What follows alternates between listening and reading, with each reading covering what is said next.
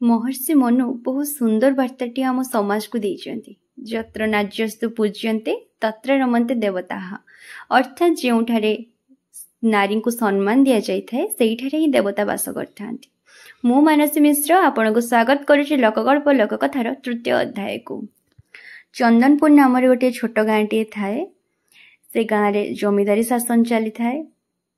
सेठिकार प्राय लोक कृषि उपर निर्भर करी बंचु थांती। जमीदार गोटे बोली पुओ थाए। गोटे पुओ बोली जमीदार ताको बहुत गेल बसर रे बढ़ई थांती। पुओर दरकार हवा आगुरु जिनिस आनी पुओ को से देई दियंती। पुओ जेतेबेले धीरे धीरे बड़ हैला तार जिद्दी बढ़िबा को लागिला। एमिति गोटे समय आसला से विलास व्यसन रे एते माती गला जे ताको आउ किछि देखा गलानी। से सब बेले खराब रास्ता रे चलला। बापा को मध्य मानलानी। एई सब भितरे जमीदार को बहुत चिंता हला जे पुओ बड़ होउची एते विलास व्यसन रे मातुची किछि जिनिस देखुनी। तेणु से मंदिर को दिने गले पूजा करिया पई। सेठी जाई कि मंदिर रो पूजकक पाखरे सब कथा कहिले।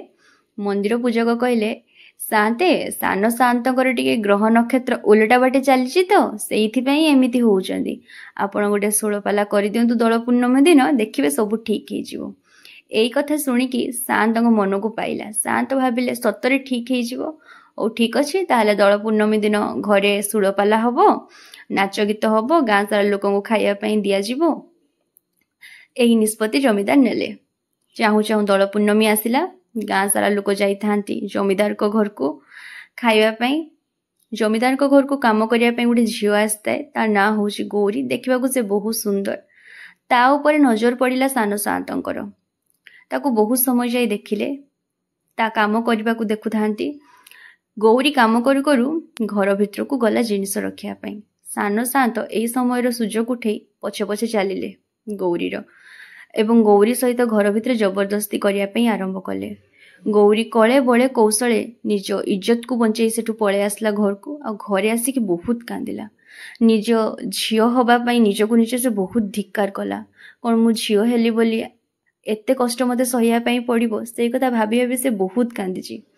घर लोक देखिले जे झियो एते कांदुची। आसिक ताको पचारले कौन हिची मा कांदुचु कौन पाई एते। सेठू गौरी कहिला सब कथा। निज मनर कष्ट को आ घर लोकंग सामने से लुचई पारलानी। सब कथा कहिला।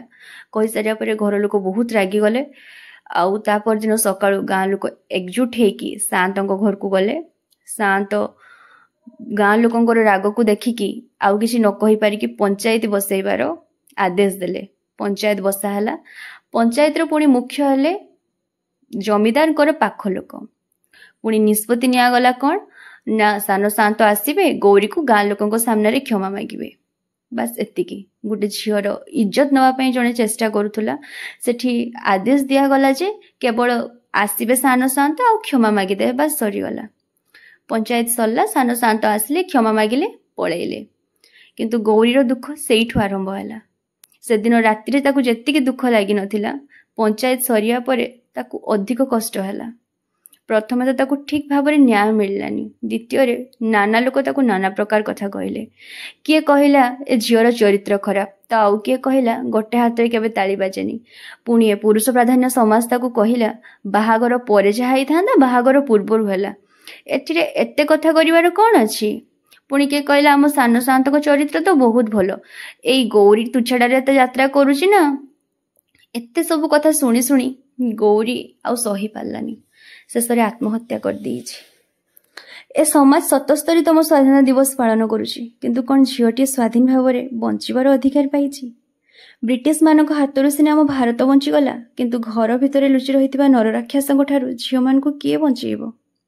सब बेले पुओटीए भूल करिवो किंतु तार दंड कौन पाई झीटीए पाइबो। कौन पाई रातिरे टिके डेरी रे झीटीए घर को फेरिले तार चरित्र उपर को आंगुली उठा जिवो।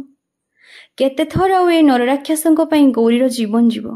मानसिक चिंताधारा रे परिवर्तन आणंतु।